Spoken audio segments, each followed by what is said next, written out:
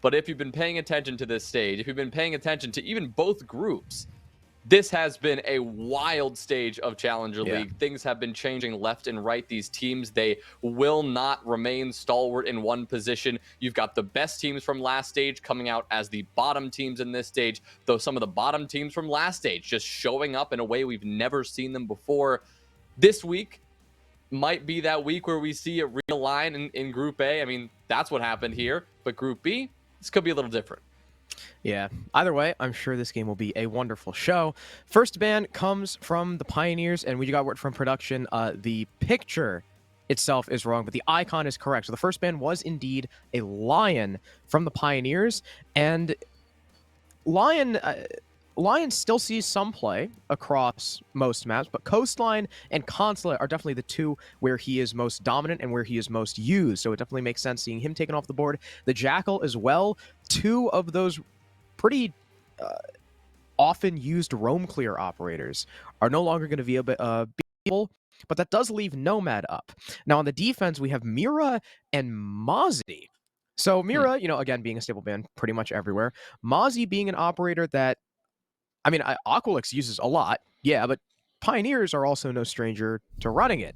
It's definitely a more aggressive operator. He's played a lot on Coastline, but in banning out the Mozzie, sure, maybe Aqualix are more dependent on him than the Pioneers are, but you also leave Valkyrie up. So we get one of these rare maps where we'll see Valkyrie in play along with the Nomad at the same time, but curiously, neither of these teams are going to be running either of them.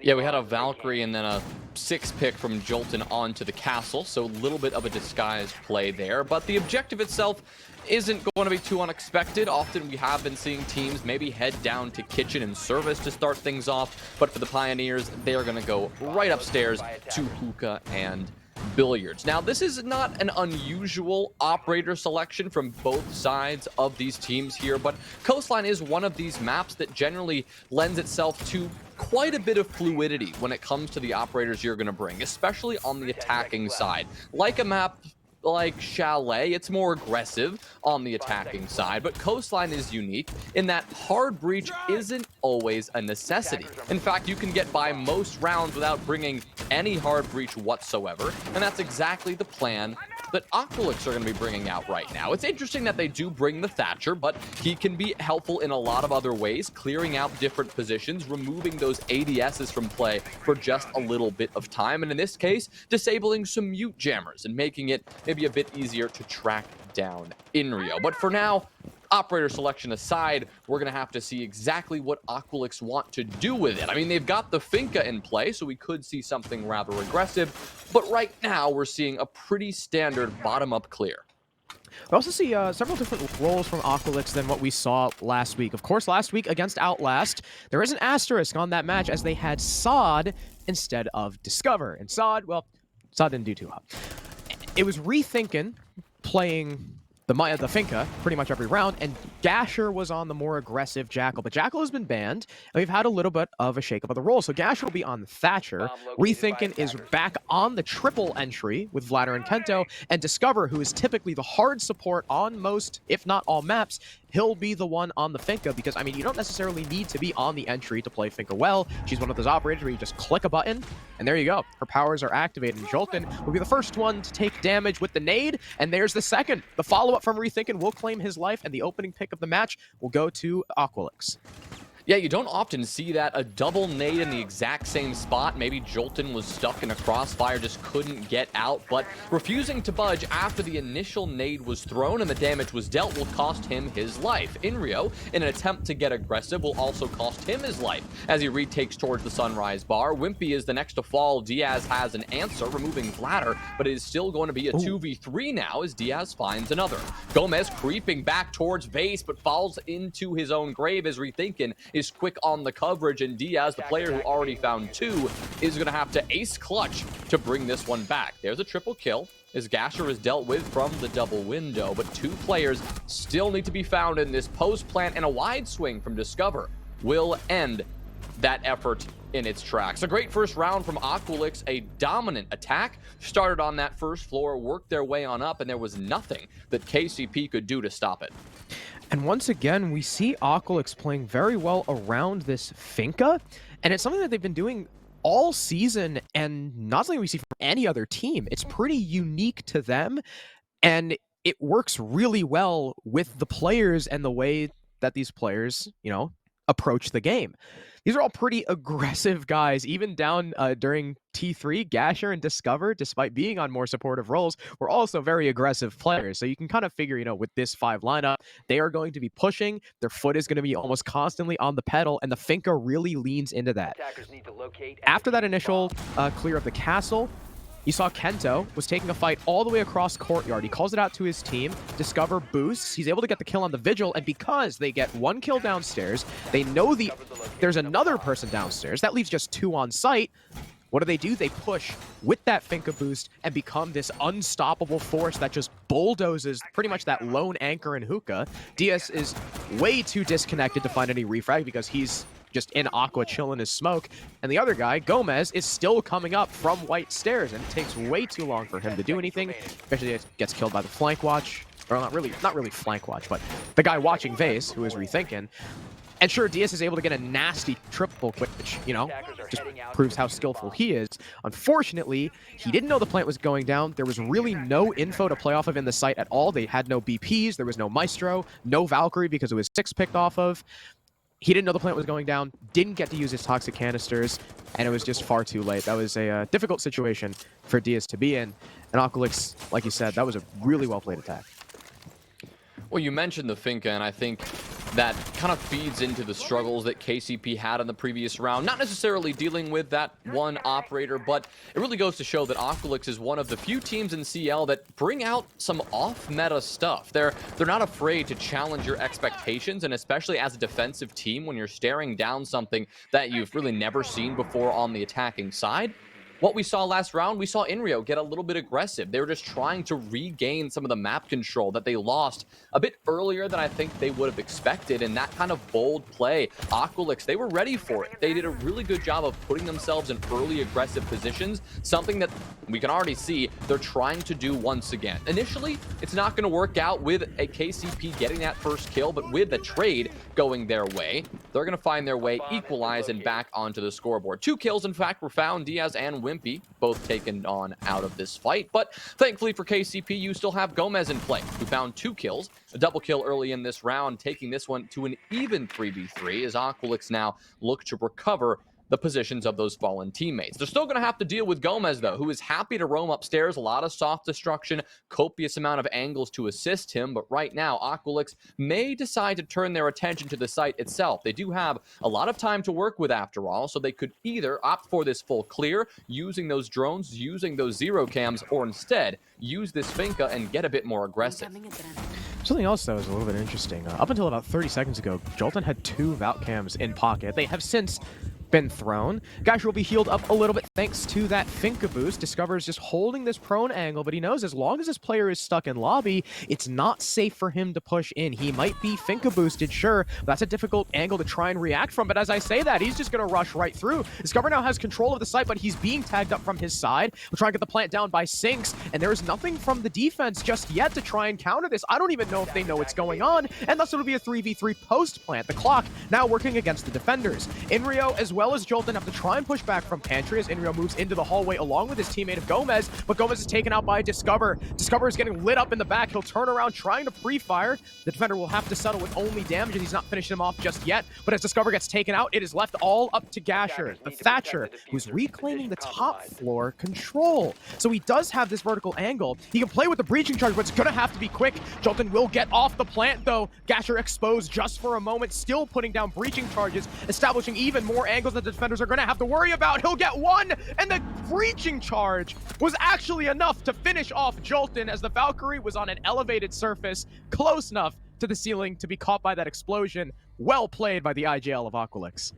Wow, that is a nice play. I mean, knowing, I don't know if the breaching charge was actually fully intended on damaging that player, but considering they planted on the Sinks in that elevated position, I honestly do wonder if that was part of the consideration in that plant spot. Of course, if you got the breaching charge off, you are going to establish that angle anyway, so you're trying to do the job with your gun instead of with an explosive charge. But hey, doing both. Not only opening up that angle, which allowed him to get that kill, but of course downing the Valkyrie with the breaching charge prior. An excellent round there from Aqualix. They had their mid-round struggles when they decided, or struggled in deciding how they wanted to push into kitchen, but as we saw there, Discover just said, you know what, I'm gonna think a boost, I'm gonna just charge on in there, and well, managed to do it rather successfully. A lot of damage was taken, but it didn't matter because the plant ended up going down. It looked like KCP were playing a little bit of a retake there. The reason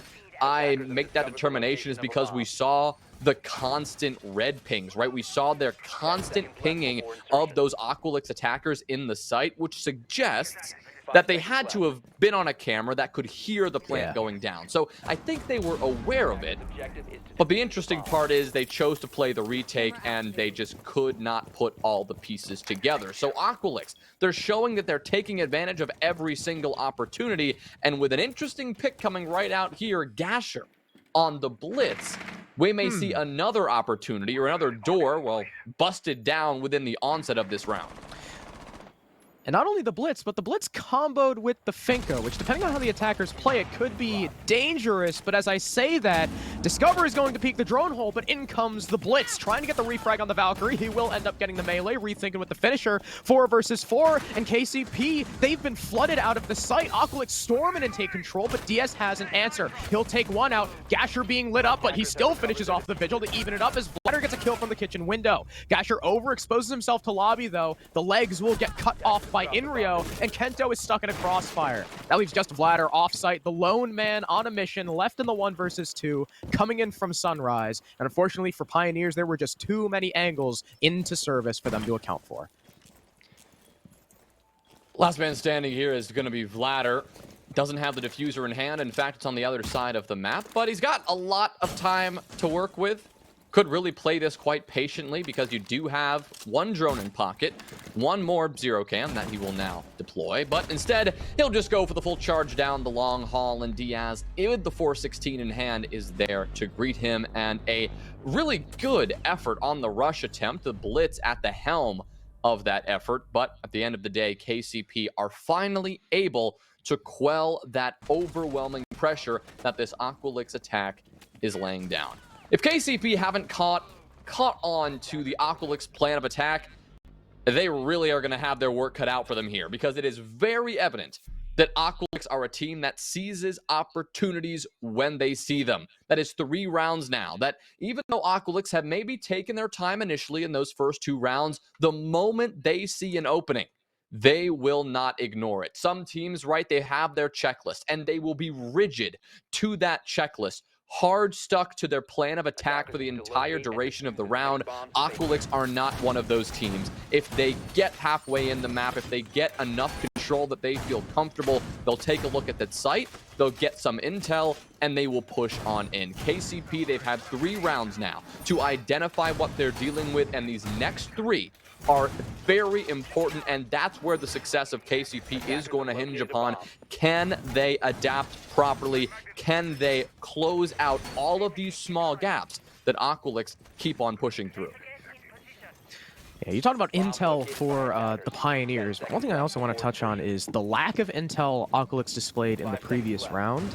It looked like they didn't know that guy was playing in lobby, or if they didn't know his exact position. The crossfires that Pioneers had, adjusted to and established mid that rush did not seem to be under any watchful eye on Aqualix, despite them having the zero, despite them having the drones out. So we'll be looking towards the next couple rounds as well to see if Aqualix themselves are able to shore up their info game. But Pioneers are sticking that Valkyrie now on Hookah, something that they were sorely lacking in the previous attempt. I think it was Jolton was on Castle instead, and now instead of Castle, we have an Aruni, which fulfills a similar role, not exactly the same one, but it still is used to absorb utility. Of course, the utility you can burn it with is more flexible for the attacker's side, but it's still sometimes a pain to deal with. And once again, Aqualix are going for the bottom-up clear, ensuring that there's no one playing in Sunrise, as it looks like the main take is going to be Hookah once again. Yeah, but right now with... Oh, wait, why Maverick?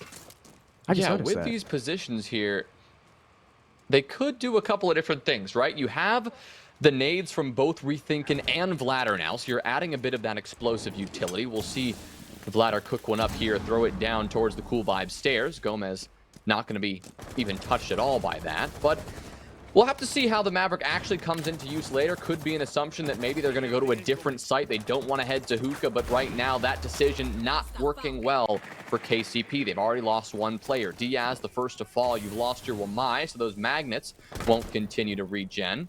Looks like Aqualix and that intel is once again flourishing, and they've got the pings onto Wimpy, but a beautiful shot. The DMR works wonders at that range, but the nades of Rethinkin are consistent as always. That is Jolton taken care of by a nade once again on the same bomb site in a similar position. Not the way KCP wanted to continue. In Aqualix, they've got the map control, they've got the manpower, and with the Finka boost, we could see another push. Fortunately for Discover, he can't burn that Aruni Gate on the Hookah door to allow his teammates to try and push up Cool Vibes and take that control, but Inrio is finished off downstairs. Gomez gets one refrag, but he's not quick enough on the weapon swap. A triple kill for the Iana will not turn into a fourth as Discover ends up claiming that final frag. Wimpy coming off of his very difficult to deal with angle behind the plant in the hallway watching the door, ends up being the last man alive, but he is no match for, once again, the aggressive Aqualix pinch. They've been playing around this Finka extremely well. We keep talking about it over and over again, but it's really just, it's hard to bring up when it's such an important cornerstone of their push that works again and again. Gotta say, I'm surprised KCP really haven't made the sufficient changes yet. I mean, this is not shocking to see from Aqualix. I mean, Crow, you and I, we saw this exact style of attack against Wave Runners on Chalet. A very similar map. Similarly aggressive attacking sided map, and Aqualix on the attacking side tore apart the Wave Runners defense. Now, coming into this one, I would assume KCP are a much stronger team than Wave Runners, and right now they're just not proving it. The only round that KCP have taken so far was a flubbed rush attempt with a blitz from Aqualix, and while it was hardly flubbed, I mean, it was really an overwhelming success until those last few moments where a couple of trades just did not go the way of Aqualix, and KCP won out a few exchanges. But I mean, this is more than time for KCP to adapt. Yes, this is an attacker-sided map generally, but as we saw on Chalet against Wave Runners, Aqualix will take that same energy from the attacking side, they'll go onto the defensive side, and they will close things out in a heartbeat. So KCP need to take at least one more round here, if not two, if they want to go into the defensive side with confidence. I need to see some adjustments, and right now, they have really just been sitting back and letting Aqualix tear them apart here. We're going to have to see some productive change. I'm glad they're not going to Hookah and Billiards once again, because that hasn't worked out. They're going to head down to the double bar. Maybe that is the change they need here. Alcar setting up initially for a two-man office clear between the Finka and the Zofia of Kento, one of the major power players on Aqualix, who unfortunately hasn't been having the best map so far, but there's still plenty of time for him to turn that around as he claims the office control. The Finka boost to assist just to make sure there isn't any wily defenders attempting to retake from security. The blue bar wall is soft, curiously enough, and he will very briefly spot the rotation from Jolton. But Aqualix now, they have the first step complete. They have taken office control. But once again, it's only two people. The other two are set up over by the mudroom on Sunrise, where Vladder, I think, who spawned over towards the main door, I believe has started to join them. So it's a 2-3 split, and in comes the rush in the blue bar, in fact, but there's prone holes being held. Fortunately, they won't deal too much damage. It's Diaz with the first kill, Kento and Vladder with answers of their own, but we'll even out at a 3v3. Gasher previously being down was picked up by the Finka boost, but yet still finished off by Wimpy. Wimpy getting killed by Discover. They now take control of Sunrise. They have behind the bar. They can get this plant attempt down whenever they wish, but they don't actually have diffuser. It's been dropped under the window by the couches, and they've got to wade through two defenders holding these angles if they want to go ahead and pick it up. They've got a minute to play with, so they do have time to rotate someone around if they wish, but Inrio's position is pretty much shutting down any chance of that window vault. Still, Vladder's able to get away scot-free with the case. I'm not quite sure how that happened, and he'll be able to start this plant attempt with Discover on the cover, but Discover isn't watching books. He'll get tagged up and eventually down, leaving Vladder in this 1v2 post plant. He hasn't gotten out of the bomb site just yet, still able to claim a kill behind the chassis, and Gomez is extremely lit up. Both these players are just one shot, but Vladder will still win it out, sitting on top of the case like a chicken on an egg, and Aqualix will extend their lead to 3 rounds. Another beautiful attack. I mean, that was clean. They just did the thing we've been seeing from them every single round at this point, right? Initially starting slow, maybe KCP were like, oh, finally, we're going to see a slow round. Maybe we can relax. Come on. I mean, it's Aqualix. They've done it a million times, and they did it to you again. They pushed into the site. We saw Kento just in the middle of Blue Bar, in the middle of that connecting hallway between Kitchen and Pink as well. And, I mean, and there it was. Another round for Aqualix going their way. KCP brought it back. They actually had an advantage, a 3v2 for a couple of moments, but Wimpy caught out in a far too aggressive position, sitting on top of the sinks, where we saw the whole diffuser breaching charge debacle go down a little bit ago. And I mean, this time out, I like that we're finally seeing it, but I need to see some change in game here, because we are not seeing KCP adapt at all. They're reacting on the fly, round after round, and they need to be thinking a little steps ahead. I mean, it's got to change. Yeah, and it's not like these attacks are significantly, switched up from the last week against Outlast. They played with the Finka then too, and were taking aggressively, very similar takes. So for Pioneers to at least seemingly not really be prepared for it is a little bit odd. This is now the Pioneers' final attempt at salvaging their half. If they don't take the 2-4 here, they will be in quite the trouble. But we also have some rather off picks from Aqualix. Not only do we have Gasher flexing from a Thatcher onto a Gridlock, figuring, hey, I haven't really used my EMPs all that much. I might as well pick up a more utility-based operator. So he'll take Gridlock, who, while her flank watch is meh, you do sometimes see people play what's called the execute Gridlock, where instead of setting up the tracks for flanks, you chuck the tracks in the middle of the site to prevent mid-site defender rotations, as well as sound cover for the plant going down. She's also got smokes that can help cover as well. And Vladder will be on Fuse. Is this the first Fuse we've seen this stage? I mean, I'm not in the habit of keeping track of the Fuse play. I feel like it is, because Fuse is just almost never played. Yeah, this will be fun. I mean, we get a chance to talk about his kit. I mean, he does have that secondary hard breach gadget, that can opener, whatever you want to call it. It is a useful gadget on this map as well, because you're not going to actually use a full operator pick on that hard breach. Those gadgets can be helpful in a couple of tight corners, especially when the defensive team isn't quite ready for it here. But right now, the priority for Aqualix will be taking top floor control, because where that Fuse is going to be really effective is when working that vertical play onto the site. You're forcing those anchors out of position. You force them to expose themselves to a couple of angles that you're holding from above, and voila, you've got a couple of picks that free up the bomb site that allow you to push on in. But they've got to take control first, and while they have Penthouse firmly under wraps, the next step is hookah and billiards. Looks like Kento beat me to the punch there, taking the head of Gomez and firmly securing top floor control, because now KCP, they know that,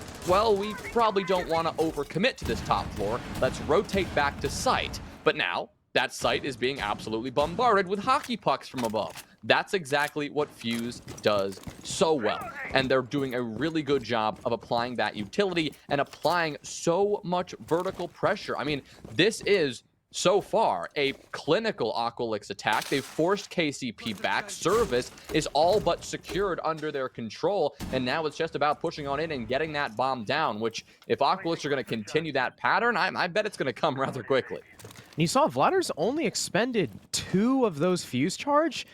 And look at how vacated the site is. The defenders are pushed back pretty far, but now they know Vladar has expended all of them. He's downstairs with the Valcam watching him outside the kitchen window, and Jolton gets a C4 kill onto Gasher, the gridlock, so no more track stingers will be available. Diaz will tack on for another one onto Vladar as the plant starts to be completed by Discover. No Finka boost to aid his allies, however. Here's the run out from the Oryx. It'll net the planter from the big window, I believe. He'll be downed outside and finished off by Kento, but still damage has been done. The man count has been evened, and the initial plant attempt has been thwarted. It's just Kento and Rethink and the two entry players against Wimpy and Diaz, and Kento decides the service door may not be the play any longer, but he'll run back towards it. There is, I believe, a player inside of Kitchen who can currently watch the door. It's Wimpy by the rotate, tucked behind the bomb chassis, but it's a full reallocation from Aqualix. They're going bathroom instead, but Kento, being so lit up, is easily finished off through the wall by the Jaeger of DS. There is no time remaining for Rethinking to play with, only 2 seconds, and he just rushes right into the waiting barrel of DS. A 3K, I believe, for the Jaeger in the round, and KCP will salvage their half 2-4.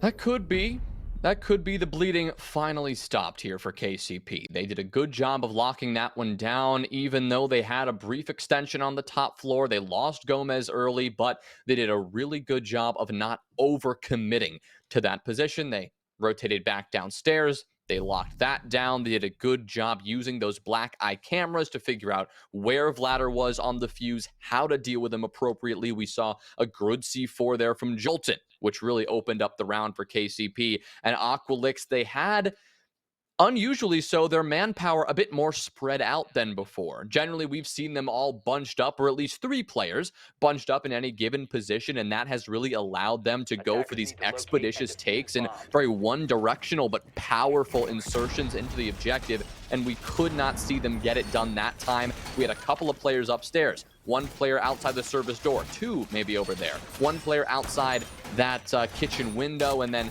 one of those service door players rotating over towards that main lobby area. So with all that spread of that attacking web, they just did not have that aggressive push that they've had in the previous rounds, and I think that play style really lends itself more to what KCP are typical defense they like to perform, that typical attack they like to come up against. And so yes, like you said, Harrison, attack half, or at least that defensive half for KCP salvage. They can move on to the attacking half with, I wouldn't say confidence here. They are down 2 rounds, and they've seen how potent Aqualix can be when confident themselves, but they now give themselves a good basis to continue this aggression off of and continue to adapt. The other thing that I really liked about the Aqualix attack was the fuse. I think the fuse pick itself worked well. They just didn't play around it correctly, because you saw, once again, you know, the point of a fuse, not only does it clear utility on site, but it's also kind of this AoE denial that causes panic and forces defenders to rotate out when they don't necessarily expect to. It did what it was supposed to. I just don't think Aqualix followed it up quick enough. They allowed the panic to die down. They allowed the defenders to recuperate themselves and establish those crossfires. So if that fuse, if Aqualix are able to capitalize on it a little bit quicker, I think we could have just seen, the rare successful fuse push. But in this round, now Aqualix on the defense, they seem to be playing it just as forward. As only a minute into the round, Kento is already getting an opening pick on the sledge of all operators. Yeah, that generally indicates a bit of a mistake from the attacking team. In this case, KCP. Wimpy should not be going down to 1 player, just sitting upstairs in theater. Could have been a missed drone, could have been just taking the wrong gunfight, but that does mean that KCP will now be fighting with a little bit of a disadvantage for the remainder of this round. Thankfully, you've got the Capitao, and that gives you a lot of utility to work with, so losing those nades is not a huge deal. But now that you've lost another pair of nades, you've lost most of your intel game as well. Now that your Yana is off the board, you've really got a lot of ground to make up. Thankfully, Inrio will get that kill onto Kento, finally silencing the Valkyrie.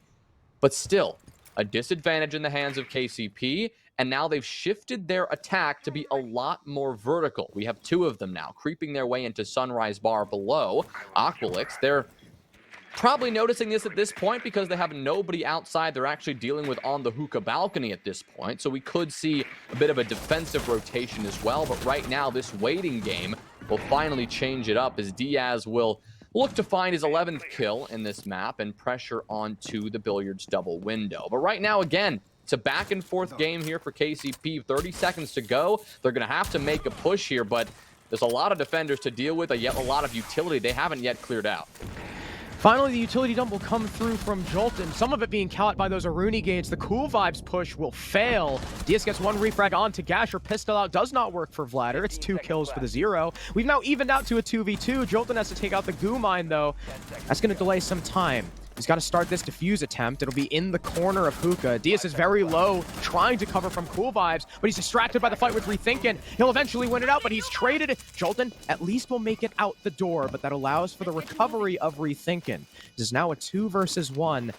Jolton, he can play for the time, but the defenders can play for the trade. He has pushed back into the building, now watching Cool Vibes, waiting for the 2 to push up. He gets 1, can he find the second? He lights up Discover, not getting the kill, but the pre-fire still works out. Pioneers take their first attack. Wow, Jolton playing that one rather aggressively as well. Eager to get those 2 kills in one of the most dangerous situations you could be in. A 2v1 post plant when all you have to do as an attacker is sit back and really bide your time. Instead, choosing to play that forward position, and this time it was Aqualix who were caught a little bit off guard by that. So a great recovery of that round really from KCP. I mean, they were down 2 players from the onset of that round, but some really good, I'd say, adaptability. We didn't see it on defense, but finally we're seeing a little bit on the attacking round. I mean, even on the first one, we're seeing how they moved that attacking intent around based on those early kills that went the way of the defense. Initially, we saw so much pressure out on that Hookah balcony. Looked like that was really where the attack was going to be born and end up dying. But instead, avoiding that death, they rotated down below, pushed on in through Sunrise, and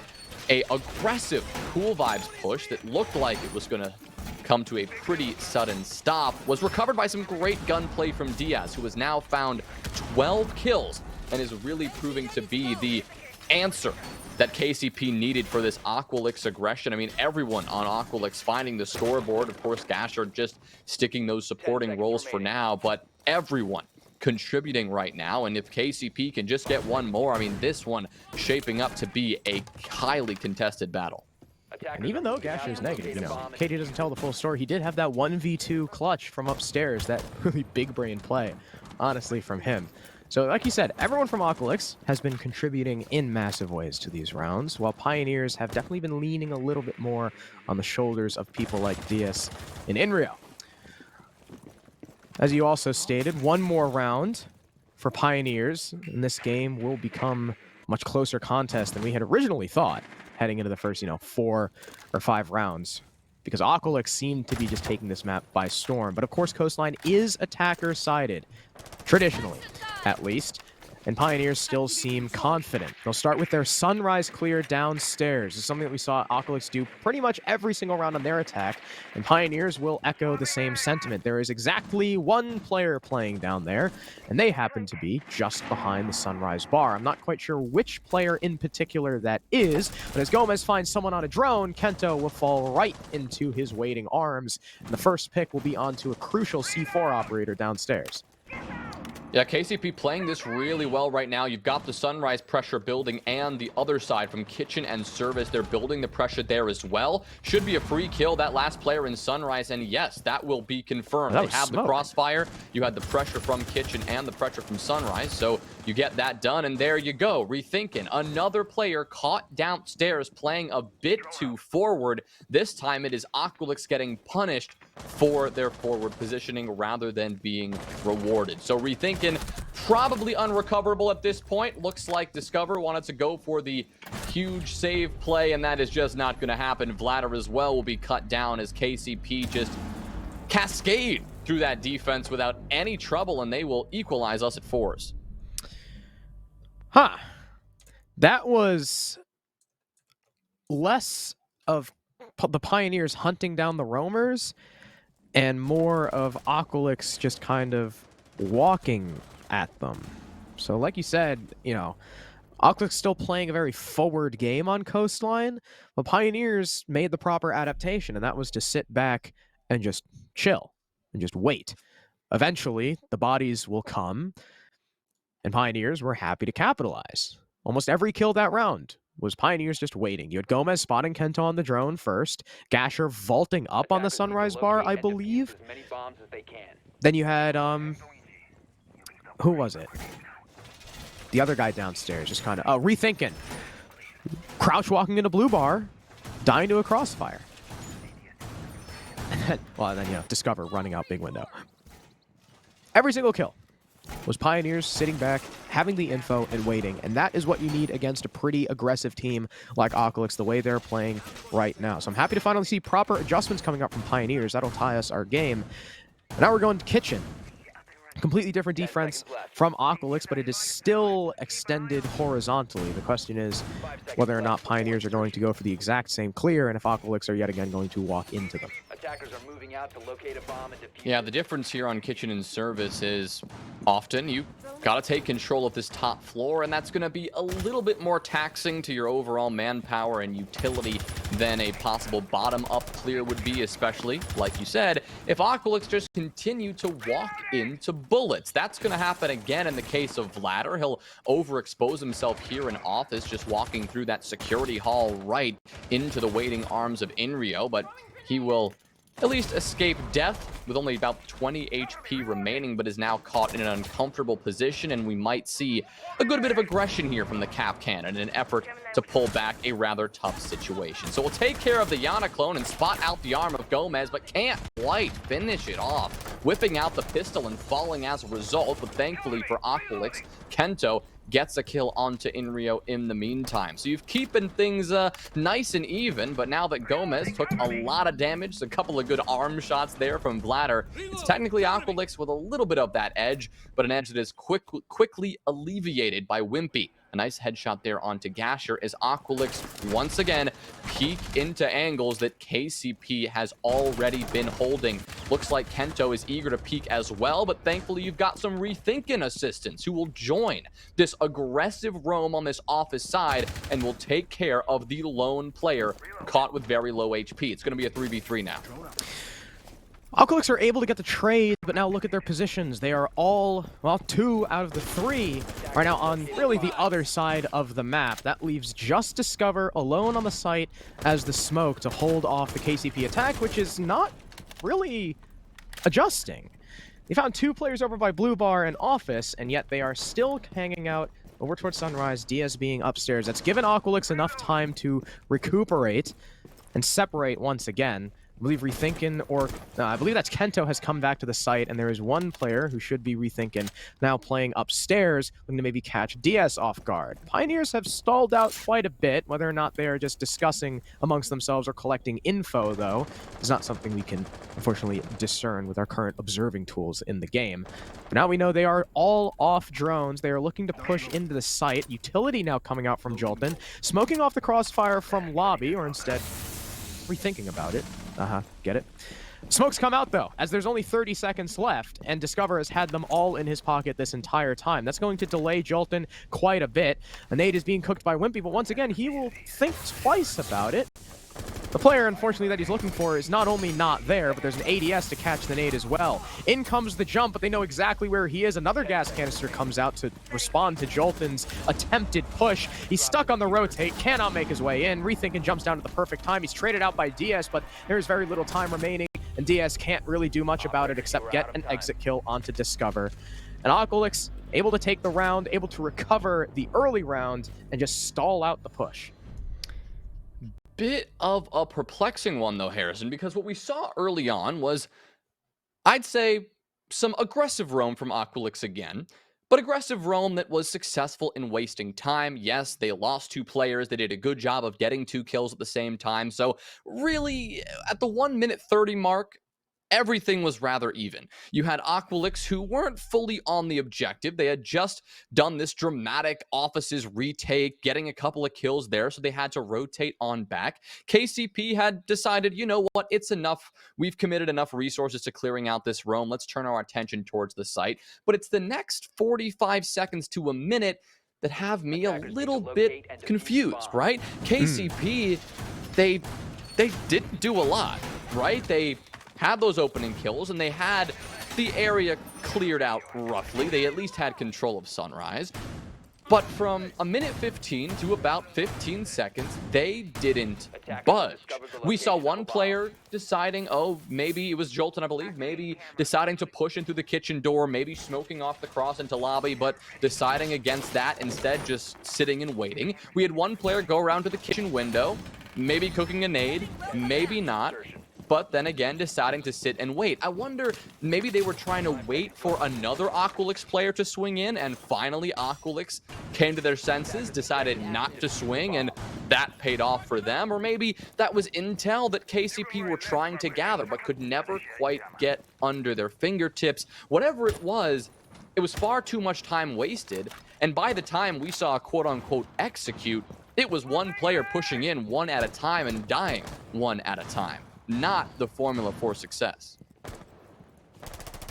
Yeah, Pioneers, that patience, or rather we saw too with their utility several times, that indecisiveness really not paying out for them. Against a team like Aqualix, who are always going to be far forward and almost always committing to something, being that indecisive is not going to work in your favor. Now that we're on double bar though, Aqualix, after losing Hookah twice, are not looking to go there again unless they have to. The Pioneers will start with the top floor clear. Obviously. That is the first step into clearing double bars, is making sure there is nobody upstairs holding floor holes or holding through courtyard or anything that's going to stop you from doing so. And despite the drone coming into theater, Kento is just going to walk right over it and slam Gomez. That was a fine kill for the Valkyrie, but luckily Jolton, just running through the VIP window, gets the trade. So you trade out a Valkyrie for an Iana. I would say, considering the circumstances, that is rather even. Yeah, you've really taken out both of these intel operators, of course. You still have Zero, though, on the side of KCP, so you've got a good bit of attacking intel still to work with, but the immediacy of the intel, combine that with the nades that you'd really like to have back, that Gomez would have brought to the table. Of course, that is a bit of utility lost from both sides. The Valk cameras, the C4, all of that lost as well. But of course, Kento can just sit down and watch those black eye cameras for the remainder of the round. But with the top floor control now secured, KCP, their job remains to transition downstairs and try to pressure out to the site. Jolton will collect a very free kill as Gasher, unknown or similarly not caring that the blue bar window was open, will take a quick jog through the site, but only a jog into a 6-foot demise is what he is able to find. So 50 seconds remain. And KCP should be able to do this here, but rethinking swinging outside Mudroom here with a shotgun will quickly change the course of the round. Jolton, knowing exactly where Rethinking is positioned, will rotate around, and Rethinking is none the wiser. A 3v2 with KCP having the edge. Another sprinting player through the site. This one's Discover, who will again emerge with just a sliver of HP remaining. Vladder not super close nearby to support this, but Discover is now caught between a rock and a hard place. Vladder finally comes over to support. You've got the position behind the bar, but a perfect asphyxiating bolt will force Vladder to get aggressive. He'll fall. A great kill from Wimpy. Discover finds a way to get a kill. Now gets a second. That's Diffuser, and there's the shotgun to finish it off. Discover, an impossible situation, miraculously pulling it out. What? I don't know what just happened.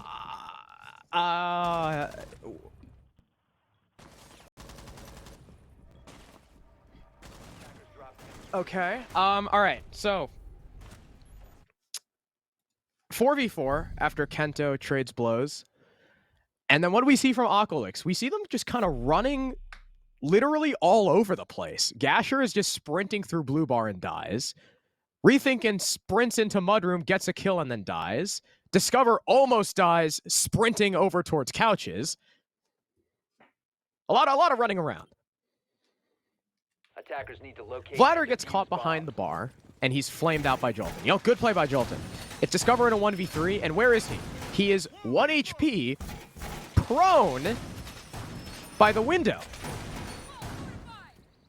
So here's what I'm really, well, you know, that whole round was confusing as a whole, but here's what I'm really confused about. Discover gets a kill onto someone pushing down the Cool 5 stairs, right? They're on the double door. Okay, sure. Now they know exactly where he is. They know 100% Discover is trapped on the window with Wimpy watching it. Why does Jolton, with 5 seconds left, carrying the case, swing that? Attackers are heading out. Why does he not just go for the default plant spot, which is undeniable by that smoke, now that smoke clipping is no longer a thing, and can just rely on Wimpy to shoot him once as he crosses, because that's quite the wide angle? That was confusing in and of itself. And then after Jolton dies, Wimpy, I guess, just doesn't see Discover prone, and that was truly unfortunate. But that was Discover landing his shots, and Pioneers just tossing the round. So good on Discover for being able to land, you know, receive the gifts that Pioneers was giving to him. And I mean, a round that really should not have been won by the defense will set Aqualix on map point. So I'm sure the Pioneers are kicking themselves for that one, but at least they will recover something in this round as they get the opening pick onto a spawn-peeking ladder. Yeah, talk about unfortunate circumstances there. Vladder just no idea that there was intel on that spawn peak, and well, apparently Gasher, no idea that there's somebody with a gun coming up right behind him. So there's 2 kills that go the way of the Pioneers here, and they have done a great job at recovering from the shenanigans of the previous round and starting round number 11 off with a substantial advantage. A 5v3 in the favor of KCP here, and we'll see how they want to approach hookah and billiards, a site that worked out for them 2 times in a row in those first 2 attacking rounds, if you recall here. So they are going to go with that similar strategy that paid off. That's securing control of Sunrise first, making sure they have some vertical to play with, and now that you've got Gomez in the mix with 2 grenades in hand, that's a lot of vertical destruction and explosive power to come from below. Instead, however, What? Kento sprinting down the Cool Vibes stairs. Looks like nobody was paying attention to a play like that. The advantage swings back in Aqualix's favor. Rethinkin claims another kill. And all of a sudden, this one is even. Diaz striking back again. The 17th kill for the 0 right now. Diaz on an absolute tear. But Kento and Rethinkin, who are in double digits of their own, are now going to be sitting in a 2v2 against Diaz and Wimpy here. 40 seconds for KCP to work with, but they've got to group up and play together. They've switched up the push. Originally, it looked like it was supposed to be hookah. Now they'll push towards the Aqua side of things into pool, but Kento has a C4 that he can play with. And Rethinkin is still tucked inside of hookah. Oh my god! What a shot from Rethinkin. I think that was a 1-tap. I didn't even hear the bullet. And that leaves Diaz all alone. The C4 comes out from Kento. It will not claim the life of the 0. Diaz backs off just in time, but he's getting repeatedly pinged by the Black Eye. That's why they had info. In comes the 0. He needs to isolate these ones. He'll take the Valkyrie first. He'll win the headshot. Excellent play from Diaz. He's got to find the last player. There's only 3 seconds left. He'll go towards the rotate. No, he's indecisive once again. It works against the Pioneers, and Aqualix take round 11. A 7-4 victory on Coastline.